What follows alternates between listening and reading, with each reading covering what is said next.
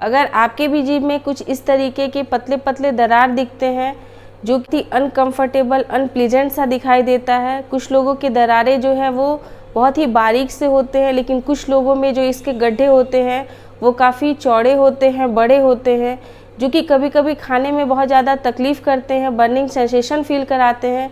और कभी तो कुछ लोगों में ऐसा होता है कि बिल्कुल भी उन्हें कोई दर्द नहीं होता है।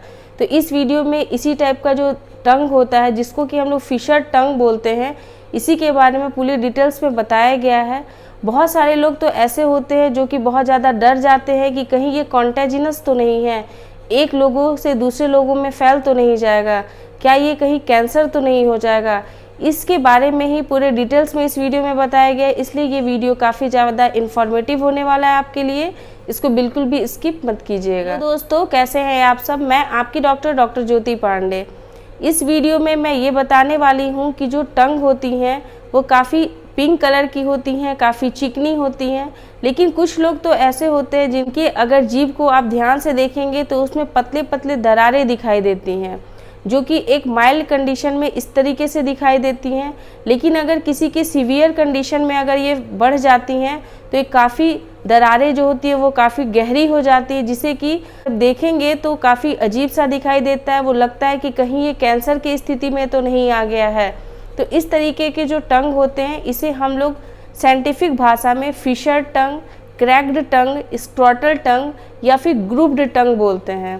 तो ये बहुत सारे नाम हैं जो जिनसे कि इनको जाना जाता है। कि अगर किसी को फिशर टंग या फिर स्क्रॉटल टंग हो जाता है तो काफ़ी अनहाइजीनिक सा लगता है मुंह, क्योंकि जब आप खाना वगैरह खाते हैं तो ये आपके ग्रूव में जा कर के फंस जाता है, जिससे कि मुंह का जो हाइजीन होता है वो काफ़ी ख़राब हो जाता है। सबसे पहले मैं आपको ये बताने वाली हूँ कि आखिर ये जो फिशर टंग होता है तो इसके होने के कारण क्या क्या हैं, क्यों होता है ये फिशर टंग। इसके होने के बहुत सारे रीज़न हैं।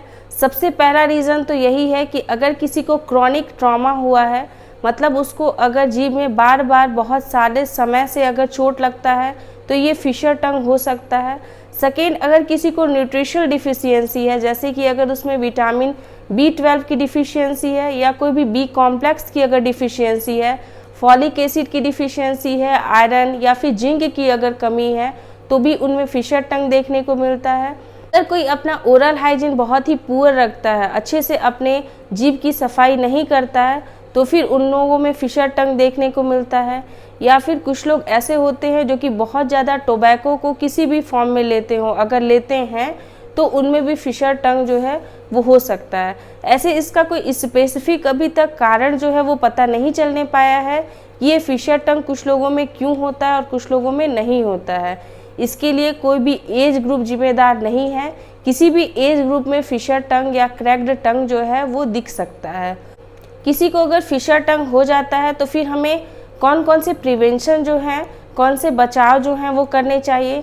तो अगर किसी को फिशर टंग या फिर क्रैक्ड टंग हो चुका है तो जैसे आप अपने दांतों की सफाई करते हैं, सेम उसी तरीके से एक सॉफ्ट ब्रश से आपको अपने जीभ को साफ़ करना है।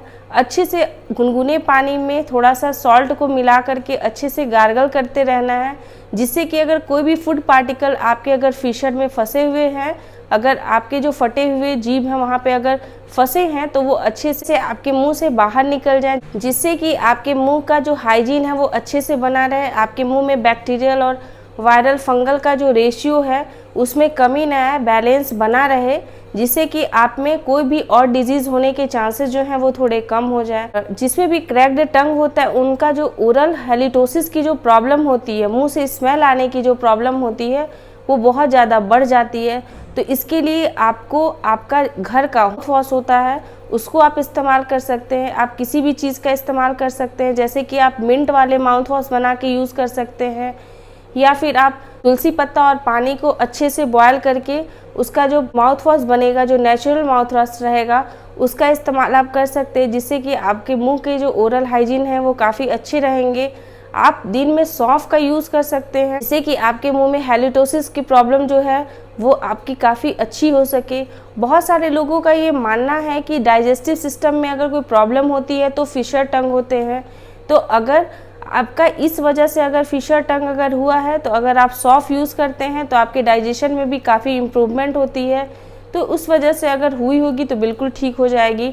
आपको बहुत ही अच्छा डाइट रखना है अपना, आपको आपका डाइट बहुत ही हेल्दी रखना है, जिसमें कि सारे विटामिन, प्रोटीन्स, सारे प्रोबायोटिक्स अच्छे से उसमें न्यूट्रिएंट्स जो हैं वो भरपूर मात्रा में हो, जिससे कि आपके शरीर में अगर किसी भी विटामिन प्रोटीन की कमी हुई होगी तो उसकी कमी को दूर किया जा सके। आप ज़्यादा से ज़्यादा पालक का यूज़ करेंगे और अगर हो सके तो आप सप्लीमेंट्स भी यूज़ कर सकते हैं। फिशर टंग जो है, क्या ये कॉन्टेजिनस है? तो फिशर टंग बिल्कुल भी कॉन्टेजिनस नहीं है, मतलब कि वो एक लोगों से दूसरे लोगों में बिल्कुल नहीं फैलता है। आप आराम से साथ में बैठ के खाना खा सकते हैं। अगर किसी को फिशर टंग है और आप उसके साथ अगर खाना खा रहे हैं, उसके साथ अगर अपना वाटर बॉटल शेयर कर रहे हैं, तो आपको फिशर टंग नहीं होगा, क्योंकि ये नॉन कॉन्टेजिनस होता है। और फिशर टंग जो है वो देखने में भले से थोड़ा अजीब दिखता है, पर ये कैंसर नहीं होता है।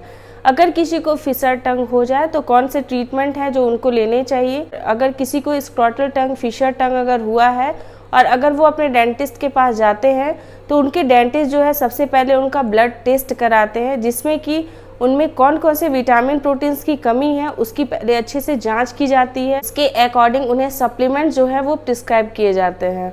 बहुत सारे लोगों में तो ये बिल्कुल ठीक हो जाते हैं जिनके माइल्ड कंडीशन होते हैं, लेकिन बहुत सारे लोग ऐसे होते हैं जिनके फिशर टंग जो है वो काफ़ी सीवियर कंडीशन में हो जाते हैं, मतलब उनमें जो क्रैक्ड होती है वो काफ़ी गहरी हो जाती है। ऐसे कंडीशन में उनके जीभ जो होती हैं, उनकी जो दरारें होती हैं, उसमें सूचर करके उनके ग्रूव को आपस में चिपकाने का कोशिश किया जाता है। ये सर्जरी जो होती है वो चेयर साइड की होती है, हालांकि 10 से 15 मिनट बस इसमें लगते हैं, लेकिन इनके जो टाके होते हैं, जो इनके सूचर्स होते हैं, उसको कुछ दिनों के बाद कट किया जाता है, जिससे कि जो टंग की जो मसल्स होती है वो आपस में अच्छे से चिपक सके, जिससे कि उनमें जो ग्रूव थी, जो दरारें थी, वो ख़त्म हो जाए। टंग या फिर क्रैक्ड टंग को देख करके कभी भी डरना नहीं है, अच्छे से अपने हाइजीन को मेंटेन करना है और समय समय पे अपने डेंटिस्ट को दिखाते रहना है कि कोई विटामिन प्रोटीन्स की अगर कमी हुई होगी तो आपको सप्लीमेंट से बिल्कुल ठीक कर लेते हैं। तो ऐसे ही जागरूकता फैलाना बहुत ज़्यादा ज़रूरी है। आई होप कि आपको ये मेरा वीडियो अच्छा लगा होगा। अगर अच्छा लगे तो प्लीज़ अपने फैमिली और फ्रेंड के साथ इसे शेयर ज़रूर कीजिएगा और इसे लाइक भी कर दीजिएगा। ऐसे ही इन्फॉर्मेटिव वीडियोज़ आपके साथ हमेशा शेयर करते रहेंगे। तब तक के लिए अपना ख्याल रखिए, अपने आसपास के लोग का ध्यान रखिए। Take care, bye bye.